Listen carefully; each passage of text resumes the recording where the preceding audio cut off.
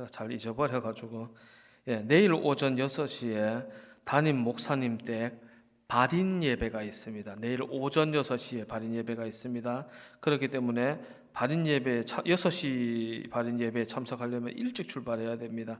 그래서 발인 예배 참석하실 분께서는 최영덕 장로님께 꼭 말씀해 주시기를 부탁드립니다. 4시 반 출발인가요? 4시 10분 출발. 예, 알겠습니다. 그리고 정지혜 집사님 발인 예배가 내일 10시에 있습니다. 이것도 꼭 참고해 주시길 바랍니다. 설교하기 전에 인사하고 시작하도록 하겠습니다. 언제나 하시던 거 아시지요? 주님 안에서 사랑합니다. 주님 안에서 축복합니다. 아멘. 우리가 예수님 안에서 서로 사랑하고 축복할 수 있는 그런 사람이 되어야 합니다. 왜냐하면 예수님께서 항상 그렇게 하셨습니다. 베드로는 오순절에 방언 사건으로 모인 여러 동족들에게 예수님의 일에 대해서 설명을 했습니다. 이스라엘 사람들아, 이 말을 들으라. 너희도 아는 바와 같이 하나님께서 나사렛 예수로 큰 권능과 기사와 표적을 너희 가운데서 베푸사 너희 앞에서 그를 증언하셨느니라. 간단히 말해서 이런 말을 한 겁니다. 예수님이 하신 일은 하나님의 일이었다. 그 말을 하고 있는 겁니다. 왜 이런 말을 하고 있냐? 예수님이 오해받고 있었다는 것을 베드로도 잘 알고 있었다는 겁니다. 무슨 오해를 받고 있었느냐? 이런 오해입니다. 사이비 아닌가? 왜냐하면은 가짜 사이비가 이미 그전에도 여러 번 있었기 때문에 그런 의심을 받고 있었습니다. 받고 있었는데 이렇게 대놓고 보여주는데도 의심을 사고 있었습니다. 하지만 그러거나 말거나 백성들은 어떻게 했습니까? 예수님을 못 박아 죽였습니다. 그가 하나님께서 정하신 뜻과 미리 아신 대로 내준 바 되었거늘 너희가 법 없는 자들의 손을 빌려 못 박아 죽였으나, 못 박아 죽였습니다. 너희가 이해하지 못하고 예수님을 못 박아 죽였다. 그러나 하나님께서 이것을 지켜보고 계시지 않으셨습니다. 24절 하나님께서 그를 사망의 고통에서 풀어 살리셨으니 이는 그가 사망에 매여 있을 수 없었음이라. 하나님께서 예수님을 다시 살리셨습니다. 왜냐하면 그분은 사망에 매여 있을 수 없는 분이기 때문입니다. 그리고 그 이유에 대해서 추가 설명을 합니다. 이 일에 대하여 구약에 증언이 있다. 25절부터 28절까지 말씀입니다. 다윗의 이야기입니다. 다윗이 그를 가리켜 이르되 내가 항상 내 앞에 계신 주를 배웠으며 나로 요동하지 않게 하기 위하여 그가 내 우편에 계시도다. 쭉 설명이 나옵니다. 결국 이 내용이 어디에 나오는 내용이냐? 시편 16편 말씀입니다. 너희도 시편 읽었을 거 아니냐? 너희가 아는 그 말씀을 따라 되어진 일이 너희가 지금까지 보고 듣고 겪은 일이다라고 베드로가 설명해 주고 있는 겁니다. 그리고 29절 말씀, 형제들아 내가 조상 다윗에 대하여 담대히 말할 수 있노니 다윗이 죽어 장사되어 그 묘가 오늘까지 우리 중에 있도다. 증거가 다윗이 실제로 살아 있었고 다윗이 남긴 이 시편이 헛것이 아니라는 증거가 그의 묘지로서 우리에게 직접 전해주고 있다. 너희도 봤을 거 아니냐? 실물이 남아 있어요. 들으라 형제들아, 다윗이 죽어 장사된 그 묘가 우리 중에 있다. 그러니 그의 예언도 당연히 현실적인 이야기다. 그 다윗이 무슨 예언을 했느냐? 30절 31절 그는 선지자라 하나님이 이미 맹세하사 그 자손 중에서 한 사람을 그 위에 앉게 하리라 하심을 알고 미리 본 고로 그리스도의 부활을 말하되 그가 음부에 버림이 되지 않고 그의 육신이 썩음을 당하지 아니하리라 하더니 다윗이 그리스도의 부활에 대해서 예언을 했다. 그리고 너희도 알다시피 이런 일이 일어났다. 무슨 일? 32절 이 예수를 하나님이 살리신지라 우리가 다 이 일의 증인이로다. 예수께서 부활하시는 일이 우리 가운데 일어났다는 겁니다. 그리고 우리가 그 일의 증인이라는 겁니다. 그러니까 뭐다? 이 증거는 틀림이 없다. 그러니까 뭐 해라? 예수 믿고 구원받아라. 이게 지금 베드로가 하고 있는 말입니다. 언젠가 제가 대신대학을 다니던 시절에 이런 과제를 받았습니다. 성경 말씀이 참으로 하나님의 말씀이라는 것을 논리적으로 설명을 해봐라. 라는 이제 라는 그 과제를 받았습니다. 받아서 설명을 했는데 제가 정확하게 기억은 안 나고 대충 기억이 나기를 이런 기억이 납니다. 성경은 최소한으로 대충 세도 1600년에 걸쳐서 책을 썼다. 1600년에 걸쳐서 수많은 집필가들을 통해서 말도 안 되는 집필 기간을 거쳐서 썼는데 그 모든 책이 하나의 뜻으로 귀결된다는 것이 하나님이 아니고서는 말이 되냐? 하나님이 쓰시지 않았다고 말하는 것이 오히려 비과학적이다. 성경은 수많은 기적과 예언이 기록된 책이다. 만약 이 예언과 기적이 가짜라면 성경을 쓰고 있는 1600년 동안 같이 살고 있던 다른 민족들이 왜 손가락만 쪽쪽 빨고 가만히 있었겠냐? 신나게 욕했겠지. 하나도 남아있지 않잖냐? 그러면 이 예언과 증언이 뭐다?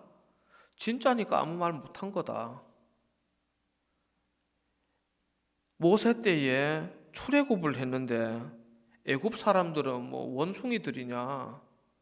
자기 부릴 수 있는 노예를 뭐 원숭이들이라서 그냥 풀어줬겠냐? 하나님께서 끌어내셨으니까 놓을 수밖에 없었던 거지. 제가 틀린 말 했습니까? 레포트에 그렇게 써냈습니다. 하나님께서 우리와 함께 하시고 성경 말씀에 여러 가지 기적으로 보이시고 예수님을 보내시고 부활하게 다시 살리시고 우리 가운데 여러 가지 역사를 해오심은 항상 있어왔던 일입니다. 이게 왜 진짜라고 믿을 수 있냐면은 그 시대에도 하나님을 안 믿으려 하는 사람은 있었고 예수를 믿는 이 믿음을 방해하고 싶은 사람은 항상 있었습니다. 그 사람들이 증거가 됩니다. 그 사람들이 아무것도 못한 게 증거가 됩니다. 진짜 있었던 일이니까 아무것도 못하는 거죠. 그리고 또한 믿음 없이 따져도 이것이 올바른 일인데 믿음 안에서 이 믿음의 생활을 해나간다는 것이 우리에게 어떤 의미가 있을까요? 예수님께서 우리에게 주신 복음은, 그리고 하나님께서 우리에게 주신 말씀은 어마어마하게 앞선 말씀입니다. 우리는 현대를 살고 있기 때문에 이게 얼마나 앞서 나가 있는지 잘 이해하지 못할 때가 많습니다. 예수님께서 유대인의 왕으로 이 땅에 오셨습니다. 이 땅에 오셔서 무엇을 하셨습니까? 병든 자와 가난한 자와 연약한 자를 돌보셨지 않습니까? 근데 생각을 해보십시오. 이때의 세계의 정치 체계는 뭘 중심으로 돌아가고 있었습니까? 민주정의였습니까? 어림도 없는 소리죠. 무슨 정치였습니까? 공산주의였습니까? 공산주의 태어나지도 않았습니다. 한참 남았습니다. 어느 정치 방식을 사용하고 있었습니까? 왕정이었습니다. 왕이 다스리는 시대였습니다. 지위의 고하가 만민이 평등한 게 아니라 지위의 고하가 분명한 시절이었고 재판을 하면은 유죄 추정의 원칙을 적용하던 그런 시대입니다. 그 시대에 왕이 백성을 위하여 섬긴다는 게 가당키나 한 소리겠습니까? 어린 반푼어치도 없는 소리지. 성경을 가만히 읽어보면은 정말 말도 안 되게 빨리 일어나는 일들이 많습니다. 우리는 맨날 예수님이라고 말하니까 예수님께서 한 100년 전에 왔다 가신 것처럼 느껴질 때가 제법 있습니다. 오히려 심하게 말하면은 예수님보다 조선시대 사람이 더 옛날처럼 느껴질 때가 많습니다. 그러니까 다 같이 손을 펼쳐서 손가락을 꼽아가면서 한번 계산해 봅시다. 조선시대 끝나고 대충 한 100년 좀 넘을 것 같은데 없다고 생략하고 조선 왕조가 몇 년입니까? 500년. 예, 부끄러우니까 저 혼자 접겠습니다. 조선 왕조 지나갔다 치고 고려 왕조가 몇 년입니까? 고려 왕조도 한 500년 됩니다. 자, 그러면 고려 백제 신라가 나와야 되죠. 근데 신라가 제일 오래 갔고 뭐 통일신라 시대도 지나가고 그러지 않습니까? 엄청나게 오래 갑니다. 신라가 996년인가 8년인가 그쯤 되는 거로 기억하고 있어요. 대충 1000년. 그렇게 해야 어느 시대가 됩니까? 예수님 때가 됩니다. 이렇게 많이 올라가야 예수님의 시대가 된다고요.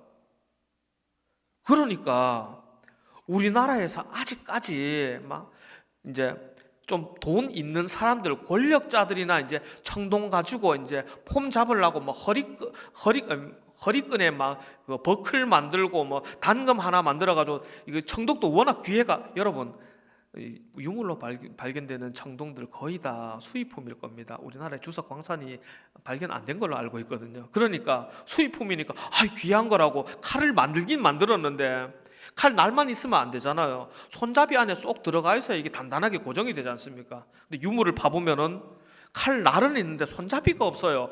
왜 없겠습니까? 녹도 안 쓰는 청동이에. 청동 아까 보니까 폼만 내려고 날만 만들고 손잡이는 살짝 꽂아놓고 소중하게 가지고 다니니까 아니지 모시고만 다니지 실제로 쓰지는 않고 그러고 다녔던 것 같습니다. 마치 오늘날의 아이폰 어쨌든 간에 그렇게 살았던 것 같습니다. 예, 우리나라가 아직 그러고 있을 때에 예수님께서는 왕으로 오셔서 복음을 선포하고 계신 거예요. 연약한 자를 돌볼 줄 아시고요. 진짜 통치자가 어떤 모습인지를 보여주세요. 오늘날에 2000년 후에 우리가 보기에도 말씀을 읽을 때마다 그 지혜를 보고 감탄을 하는데 이해하지 못해서 무슨 말씀인지 머리를 싸매고 있는데 솔직히 저도 신학 공부를 해놓고도 잘 모르겠는데 그런 거 투성인데 예수님께서는 아무렇지도 않게 하고 계세요. 이게 과연 사람이 쓴 걸까요? 믿음 없이 봐도 사람이 쓴 거라고 말하기에는 너무 비과학적입니다. 목사가 강단에서 이런 말 하는 게 좀 웃기긴 합니다만은 성경 말씀을 거짓말이라고 치부하기에는 너무 비과학적입니다. 비과학적이라서 저는 성경 말씀을 하나님의 말씀이라고 믿어야 속이 시원하겠습니다. 예, 그 예수님께서 우리에게 말씀을 주셨는데 믿음 안에서 살아가는 사람은 어떤 놀라운 일을 할까요? 믿음의 삶을 살아가기를 원합니다. 우리의 삶이 정말로 예수를 믿는 믿음 안에서 살아가는 하루하루가 되어지기를 주님 안에서 축복합니다. 성경 말씀의 진실성은 우리가 지금까지 신앙생활 해오면서 많이 확인했습니다. 그리고 성경 말씀에 따라 살아가면은 이 말씀이 진실되기도 하지만 유용하기도 해요. 여러 사람이 걸쳐서 확인을 했습니다. 그러니까 우리에게 남은 게 뭐가 남아 있냐면은 이제 이 말씀이 올바르다, 진짜라는 것과 그리고 성경 말씀이 우리에게 유용하다는 것을 알았으니까 이제 우리에게 남은 것은 이 말씀대로 살아가는 것만 남았습니다. 말씀대로 살아서 말씀을 지키는 자에게 하나님께서 약속하신 혜택을 받는 것이 우리에게 중요한 일인데 우리는 이것과 관련된 예화를 여럿 알고 있습니다. 마침 포항에 있으니까 비슷한 이야기 하나 해드리겠습니다. 옛날 이야기입니다. 어떤 권사님께서 새벽 예배를 꼬박꼬박 출석하셨는데 그때는 아직 차가 귀하던 시절이라서 교회에 봉고차 운행을 안 했었다고 합니다. 그래서 맨날 새벽마다 야밤에 산을 넘어서 교회에 출석을 하셨는데 이제 연세 지긋하신 권사님께서 새벽마다 산을 넘으려니까 너무 힘드셨던 거예요. 그래서 매일 새벽마다 기도하셨답니다. 아이고 하나님 아버지, 겨자씨만한 믿음만 있어도 이 산더러 들려서 바다에 던지우라 해도 던져진다 그랬는데 제발 이 산 뽑아다가 바다에 던져주십시오 라고 매일매일 기도하셨답니다. 그 산이 뽑혀서 바다에 던져질까요? 그럴 리가 있습니까? 예, 정주영 회장이 간척 사업을 할 때에 마침 간척 사업하기에 딱 좋은 산이 하나 있길래 싹 밀어서 간척 사업에 밀어 넣었답니다. 그리고 권사님께서 새벽 예배 출석하러 가보시니까 그 산이 뽑혀서 진짜로 바다에 들어갔더랍니다. 하나님께서 살아계십니까? 안 살아계십니까? 두 눈 시퍼렇게 뜨고 살아계십니다. 하나님의 기적은 일어납니다. 진짜로. 부끄러운 이야기 하나만 더 해드리겠습니다. 제가 전도사 때 이야기입니다. 저번에 한번 했던 것 같은데, 전도사 때 이야기인데, 다니던 교회에 어떤 환자 한 분이, 정말 심각한 외상 환자 한 분이 급하게 한 분에 대해서 이제 기도해달라고 급하게 요청이 왔는데, 너무 중상이라서 누가 봐도 살릴 수 있는 사람이 아니에요. 근데 그 교회 담임 목사님께서는 그 기도 제목을 가지고 올라가셨고 정말로 대놓고 기도하셨습니다.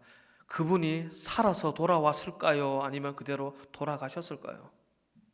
사실 돌아가셔도 사실 하나님의 뜻이니까 어쩔 수 없는 일이긴 한데 제가 이야기하는 이유가 있겠죠. 자기 발로 걸어서 그 교회에 출석하셨습니다. 기적이 3번만 일어나니까, 그 교회 연달아 3번 일어났는데 3번만 일어나니까 자리가 미어 터져요. 왜? 그거 한번 보겠다고. 이렇게 느긋하게 의자에서 앉아서 예배 드릴 수 있는 분은 예배 3시간 전에 오신 분만 의자에 앉아서 예배 드릴 수 있고, 빈자리는 어린 반푸너치도 없는 소리입니다. 이 공간에 앞좌석에 전부 꽉꽉 들어차서 예배 드리다가 나중에 가니까 앉을 자리도 위에, 땅바닥도 위에. 어떻게 예배 드리느냐? 서서 예배 드렸습니다. 하나님께서 살아 계십니다. 살아 계신데 뭐가 문제냐? 우리가 믿음으로 기도하지를 못해요. 그게 문제예요. 우리는 수많은 사례들을 가지고 있습니다. 가지고 있는데 문제는 우리가 그렇게 기도하지 못하는 게 문제입니다. 근데 만약 우리가 믿음 안에서 살아간다면 어떻게 될까요? 입장을 바꿔서 한번 생각해 보겠습니다.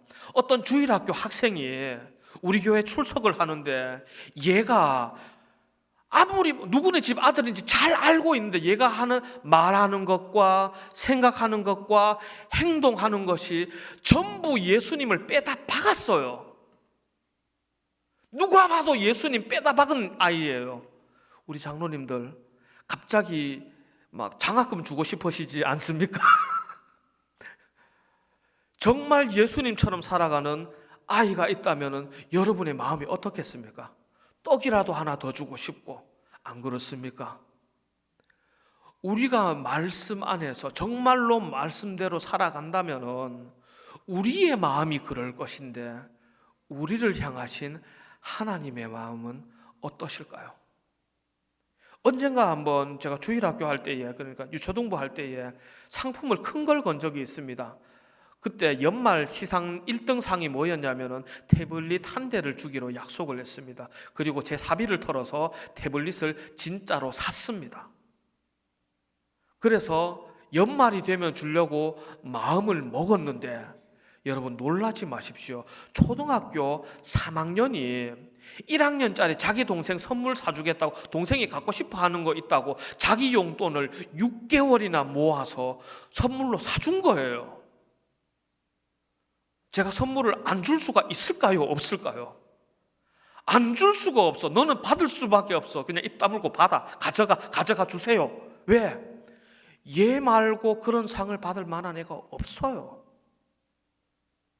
아니, 초등학생이 자기 용돈을 포기하는 게 여러분 말이 됩니까? 제가 좀 너무 이상한 데를 살았나요? 예, 상을 안 줄 수가 없어요. 얘는 상을 받아야 돼요. 좀 그만 주고 싶어도 안 줄 수가 없어요. 얘가 너무 착하게 사니까 너무 많이 받아가서 제가 좀 고민이 되는데, 무슨 고민이 되냐면은 안 주려면은 형평성이 문제가 생기고, 잘하는 거대로 그냥 다 줘버리면 얘 혼자 다 받아가 버리니까 참 고민이 됐습니다. 여러분의 자녀가 그렇다면 기분이 어떻겠습니까? 매일마다 고민되지 않겠습니까? 오늘은 뭐 줄까? 오늘 이거 챙겨주고 싶고 저것도 챙겨주고 싶고, 안 그렇습니까? 우리를 향하신 하나님의 뜻도 과연 그렇지 않겠습니까? 그렇기 때문에 우리가 주님 안에서 믿음의 삶을 살아갈 때에 우리의 모습을 돌이켜볼 필요가 있습니다. 우리가 말씀 안에서 올바로 서 있는지, 주님께서 그 기쁨을 감당하시지 못해서 우리에게 상 주고 싶어질 수밖에 없는 그런 삶을 살아가고 있는 건지, 아니면 그렇지 않은 삶을 살아가고 있는지 돌이켜볼 필요가 있습니다. 그렇기 때문에 우리가 회개해야 합니다. 회개의 뜻이 뭡니까? 잘못에서 돌이켜서 올바른 방향으로 나아가는 겁니다. 하나님의 말씀을 알고도 지키지 못하는 삶에서 돌이켜서 말씀의 순종에 믿음으로 무리를 걷는 그 믿음으로 나아가시는 우리 모든 성도님들 되시기를 주님 안에서 축복합니다. 전도의 삶을 살아가기를 원합니다. 그리고 그 거룩한 삶이 우리 이웃에게 전해지기를 주님 안에서 축복합니다. 샬롬 축복 전도 축제가 진행 중에 있습니다. 그런데 전도하러 나가보면 다들 한 발자국을 빼려고 합니다. 왜 그렇습니까? 이미 많이 겪어봤거든요. 평생에 걸쳐서 예수 믿으세요 질리도록 들어왔어요. 그래서 작년에도 있었고 재작년에도 있었고 제재작년에도 있었고 10년 전에도 있었고 20년 전에도 있었기 때문에 이 사람들은 잘 알고 있습니다. 우리가 무슨 말을 할지, 뭘 갖다 줄지, 어떻게 애쓸지 다 압니다. 오히려 우리가 들고 가는 선물이 무서울 수도 있습니다. 사실 무서워할 것 같아요. 저 같아도 그럴 것 같아요. 그런데 우리가 어떻게 나아가는 것이 옳은 일일까요? 저도 고민을 합니다. 사람들은 말합니다. 세상에 목사답지 않은 목사와 장로답지 않은 장로와 권사답지 않은 권사와 집사답지 않은 집사가 너무 흔하다. 이미 너무 많은 사람들을 경험했고 들었고, 그리고 자기들끼리 그것을 전도하고 공유합니다. 그리고 이렇게 말합니다. 예수 믿는 사람 별거 없더라. 그럼 우리는 어떻게 할까요? 별거 있는 사람이 되면 됩니다. 참으로 예수의 이름으로 기도하고, 참으로 예수의 심령으로 나아가서 예수께서 말씀하심처럼 말씀을 전하여 그 영혼을 위해 나아간다면 우리로서 할 수 없는 말씀의 능력이 하나님께서 우리를 통하여 나타날 줄 믿습니다. 우리 흔히 말하지 않습니까? 성령의 능력으로 감당해야 한다고. 성령의 능력으로 감당하기 위해서 우리가 어떻게 나아가야 합니까? 성령께서 보내신 사람으로서 나가야 합니다. 성령께서 보내신 사람으로서 나아가기 위해서 우리가 어떻게 해야 합니까? 성령께서 보내시는 사람으로 살아감을 통해서 그 보내심을 받을 수가 있습니다. 추수할 곡식은 많은데 거둘 일꾼이 적은 세상입니다. 하나님께서는 항상 일꾼을 찾고 계십니다. 하나님께서 택하시는 그 한 명의 일꾼들이 우리 모든 성도님들 되시기를 주님 안에서 축복합니다. 그리하여서 이 세상 가운데 예수님 같은 사람, 번역하면 그리스도인으로서 빛을 발하시는 능력의 사람 되시기를 주님 안에서 축복합니다. 찬양하겠습니다. 찬송가 323